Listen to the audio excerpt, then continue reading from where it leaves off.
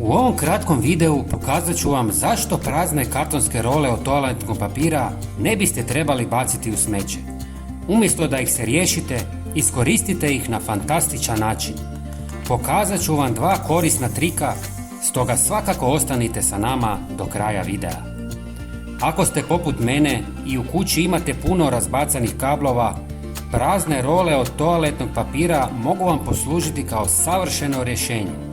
Sada ću vam pokazati kako. Prvo, lagano namotajte kabel tako da dobijete uredan oblik. Zatim ga stavite unutar role od toaletnog papira, osiguravajući da se kabel drži na mjestu i ne raspada. Na taj način kabel će uvijek biti uredno smješten bez zapetljavanja.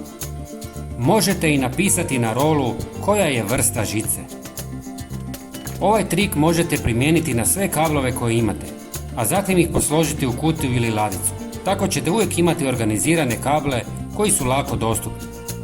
Sada ću vam pokazati i drugi trik. Jeste li ikad stavili toaletne role u rižu?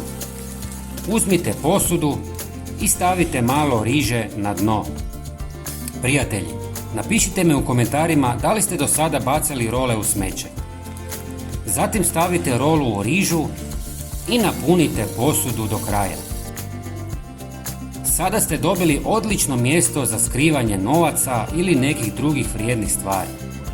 Osim riže, možete koristiti i kavu, šećer, sol ili nešto slično. Prijatelji, svakako se pretplatite na naš kanal jer vam svakodnevno donosimo najnovije savjete. Potpuno je besplatno. Hvala vam.